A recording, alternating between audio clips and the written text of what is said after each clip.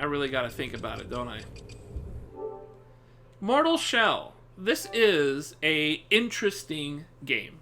It's indie, so it really suffers from being an indie game. But like, even though it really suffers for that, it's a very interesting Dark Souls clone.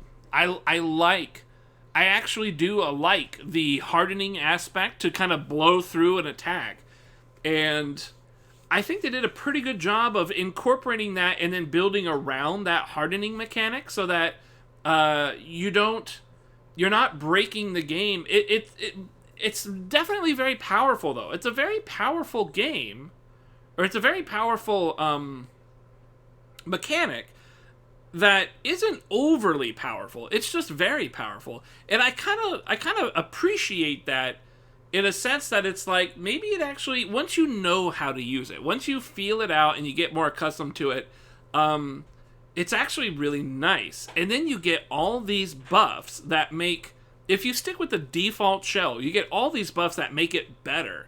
And that better hardening and getting stamina back and all that stuff, that makes it really, really good. And that progression of like functionality feels great. It actually feels great. I felt much stronger than I did before those upgrades. Those upgrades were just that good. I like that a lot. Very pleasing. But as a game in like general, playing the game, it's very janky. It's an indie game. It's very small. It's pretty short. I wouldn't even say it's short exactly, but there's just not a lot you're doing. You go down to 1, 2, 3 sections, and then the final boss, and you're done. I appreciate that, because part of what makes Dark Souls really cool is that the bosses are kind of right there and you can fuck with them. They did a good job. They did a really good job on that. They took what is really cool about Dark Souls and made their own game about it using that kind of style, that genre, and they did a good job. They did a good job. I think as a game, they did a good job. It's got a lot of weird technical problems, visual artifacting and screen like disappearing. There's a lot of weird kind of interactions. If you harden after you successfully parry, it fucks everything up. Like, it carries over your inability to swing if you harden at certain points after your swing. Really curious stuff. It's a really interesting mechanic that they managed to execute well enough to feel good, but it has a layer of jank, and it doesn't always work out, and that's pretty frustrating. The bosses, honestly, most of the bosses were kind of lame. I didn't really like any of them, with the exception of that last ice guy. That ice guy was fucking sick. I liked that guy. Skating around and shit, that guy was cool. What's up there? What's the action? It's not... That's so hard for me to say if it's an easy game. If you play Dark Souls, I think you'll find the game on the normal to maybe easy side. You would probably, honestly, as soon as you start getting these upgrades, yeah. If you're using the default shell and you are comfortable using the hardened mechanic, I'd say it got pretty easy. Especially because when I was playing, I went in reversed order. I didn't realize that the game was built to go through a set path. By the time that I had all my upgrades, I actually did the thing you're supposed to do first. I don't know how I did that, but it seemed pretty clear to me that the ice level that was from the demo, that you're supposed to tackle that first. And I tackled it last. I didn't even think about it. I was doing so much damage just from the 5 upgrades that I got over the course of the game that it was pretty easy. That last boss was pretty easy. Not the last boss, but the boss before was pretty easy. But the flip side of that is that I had a hard time when I was dealing with the first and second boss. The second boss especially was really quite tough. The guy that had the second person in there, and he, like, there's a second stage where, and he's throwing the spear. That one was really tough. I had a hard time with that guy. I wasn't doing much of any damage at all. It was a long, drawn-out combat that took fucking forever.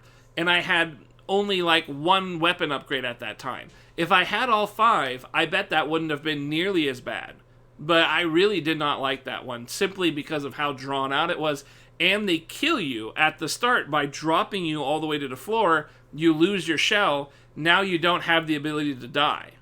So they didn't make it hard in sense of like you can't beat them. They made it hard that you're going to do so very little damage, and you've got to really play the field and bounce around. So it is on the easier side, but there are bits and pieces where the difficulty kind of spikes up at the start. And then you get your buffs, and it's not really hard anymore. That last guy was pretty tough. I had to use a lot of items to get through it. But I think if I were to have died once or twice, I probably would have gotten him on the third round if I hadn't used any items at all.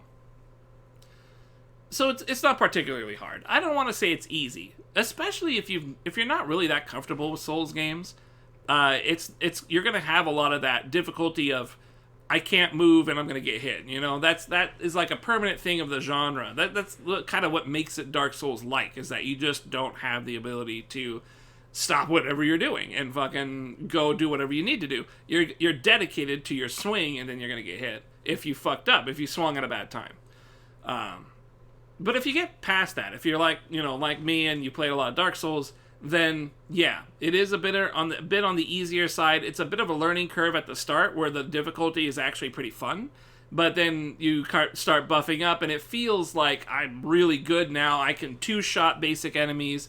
That really does feel good, the sense of progression. And because it's such a short game, you're not spending a lot of time killing little guys in 2 hits. Most of the game, you're killing little guys in like the 3 or 4 that the default requires.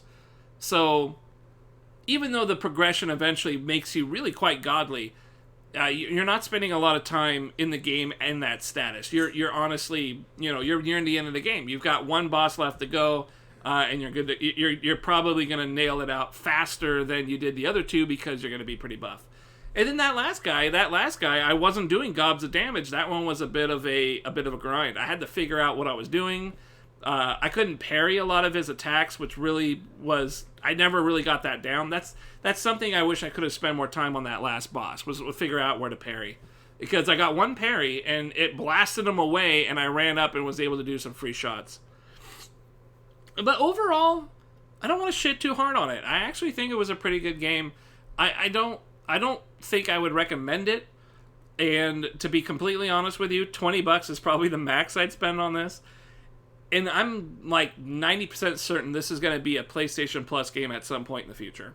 So if you've got to play, if you're playing on PS4 like I am, you're going to get this shit for free. I spent $30 on this. I don't feel I wasted $30, but I feel most people are going to waste $30 if they bought this for that price. For $20, they might, if you don't like it, I feel like you can walk away with $20 and be like, $20, whatever, They're an indie dev, at least it's going to go, it's going somewhere important, right? It's not going to be like into the gaping maw of the AAA title industry or anything. It's going to go to some indie dudes that, they never really made shit before. So at least that's something. But I will not play this again. I want to stretch that. I'm not interested enough in playing this game again. The only Dark Souls I ever really went back and played multiple times, besides the first one because of the remaster, was Dark Souls 3.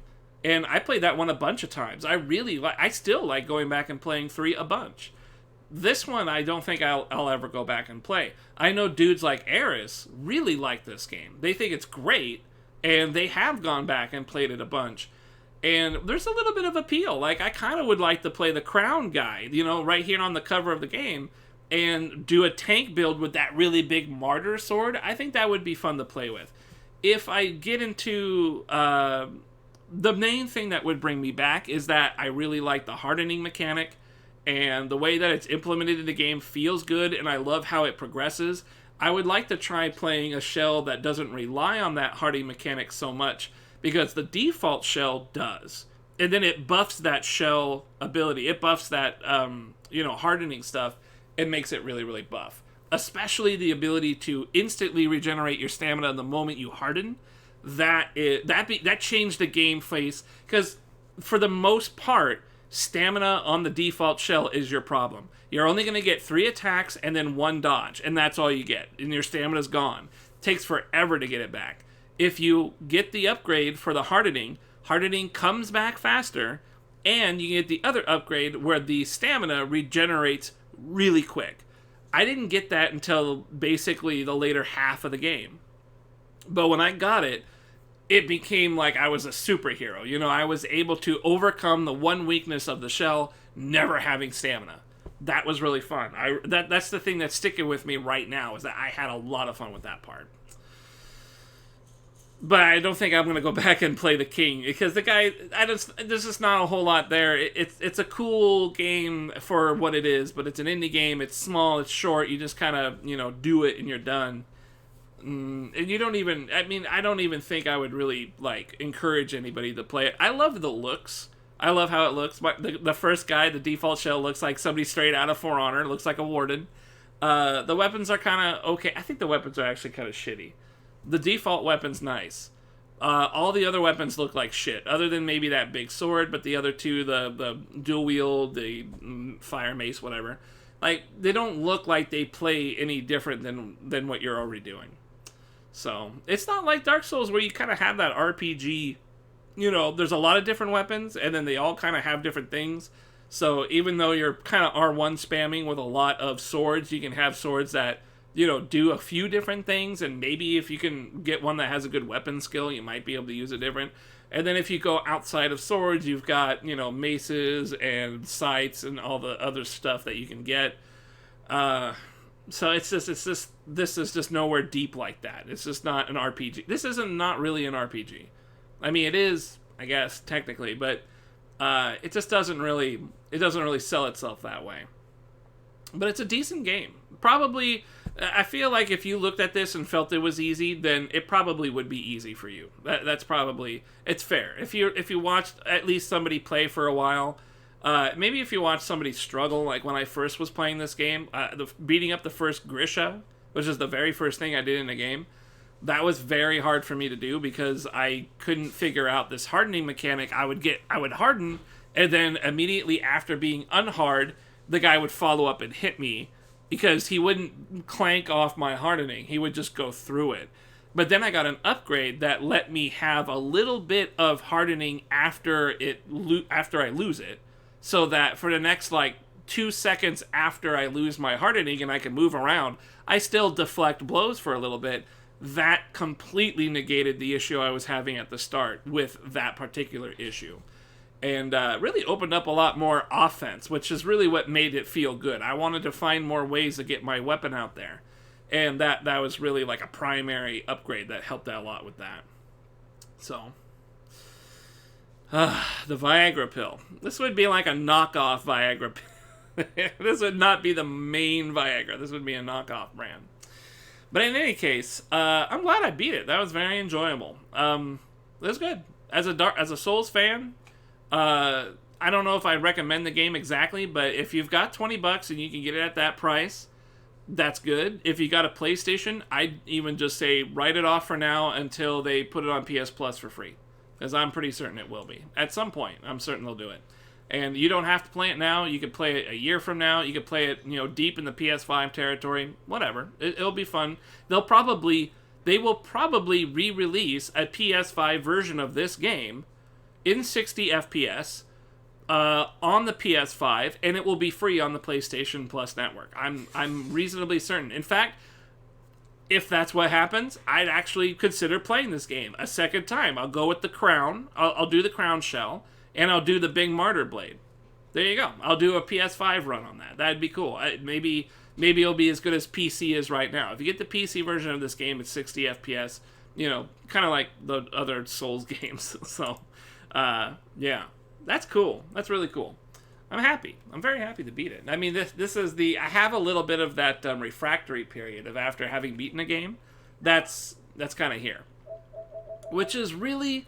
You gotta understand, too, that this is a lot of praise coming from this fucking shiny-ass head dude, because I don't like indie games. I never like indie games. Very, very rare do I ever jump on an indie game and be like, yeah, I like it. This one is worthy of praise. But it ain't staying on my console. Now, the problem for that is simply because I got this fucking game here, and it's gonna fucking chew up everything. I should probably get rid of this fucking game, too. I love this one. But my hard drive, I got an original PS4, so my hard drives are